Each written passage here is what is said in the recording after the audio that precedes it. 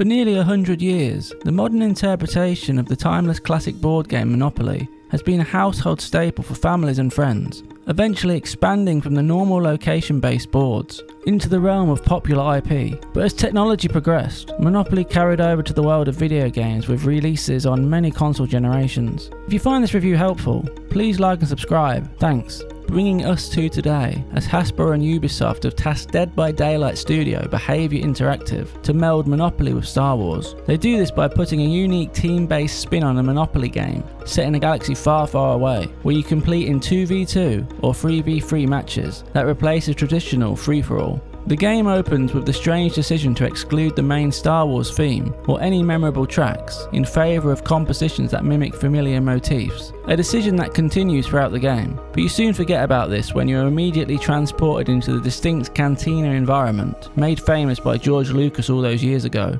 It's an immersive backdrop with aliens that you can imagine are bounty hunters or unscrupulous types, up to no good in the Outer Rim. This sets the stage as you're auto-walked through the stylized 3D environment to a game station where the Monopoly board is eventually projected like a game of holo chess aboard the Millennium Falcon. Instantly, a simple but clear to read menu occupies the screen. From the beginning, every mode is accessible. An in-depth interactive tutorial teaches you how to play the game. A player profile shows your accomplishments and objectives left to do to unlock new characters to use on the board. The option to either create a 2v2 or 3v3 offline or online game mode for up to 6 players or AI competitors that can be controlled by one or multiple controllers. I'd recommend checking out the robust tutorials to familiarise yourself with how the new gameplay mechanics work. Whether you choose to set up a game where you must go past up to 8 go events, the goal is always the same, to be the team with the most influence points. But for anyone familiar with Monopoly, the game will be a pick up and play experience. There's just a few differences, such as no game ending bankruptcy,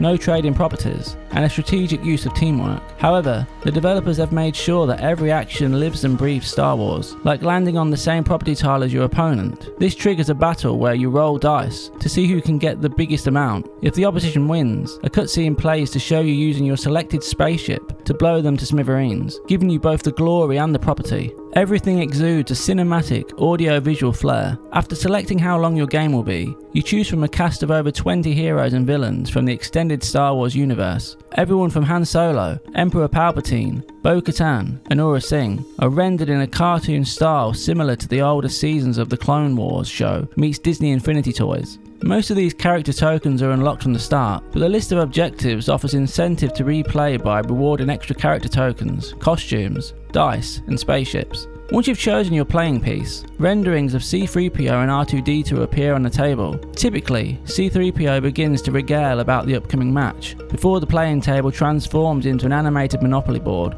The music bursts into life with similar enough tracks and voice acting that imitates their TV and live action counterparts. Immersed in the match, you can zoom out or in around the board to familiarise yourself with the new and old tiles. Traditional train stations have been replaced by hyperdrive warps. The jail can turn players into carbonite. Canto Bight offers the chance to gamble and multiply your credits. 20 Star Wars locations can be purchased and upgraded to outposts or bases. Chance tiles are replaced by destiny cards to influence the game, and you can hire help for your team at the cantina.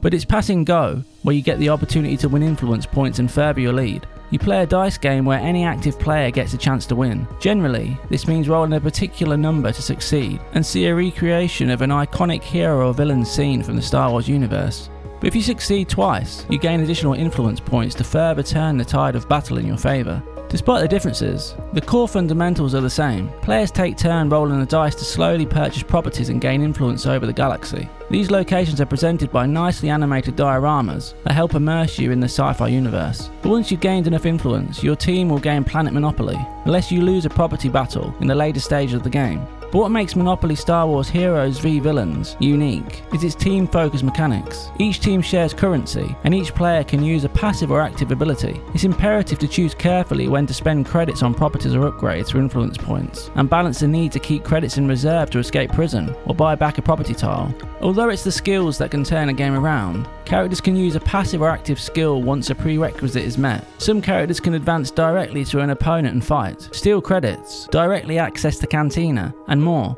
but my personal favourite allowed me to use additional dice during one-on-one battles. This creates countless team compositions and a level of strategy that differentiates the board from the traditional version of Monopoly. Away from the core mechanics, I did run into one big bug when playing with an AI teammate. I ended up restarting the whole game as the AI got stuck in a loop, selecting and deselecting their ability. Apart from this, the experience playing with AI and people was incredibly smooth. It just felt like opening up a new Monopoly board with a few nice tweaks of the gameplay systems. After countless games of Monopoly Star Wars Heroes vs Villains, it feels like a worthy addition in the large library of Monopoly boards and video games. While it could have included a couple more environments, board designs and modes, I thought of the game like getting a new individual board from the toy store rather than a revolutionary take on the game, as it needs to thread the needle between being undeniably a Monopoly game whilst infusing enough unique elements from the Star Wars IP. Monopoly Star Wars Heroes vs Villains does enough to make it a solid team-based take on the classic game, to appeal to both Monopoly and Star Wars fans. But if you're looking for something beyond an easy way to play a themed board online or offline with friends, a subset of players will leave wanting more.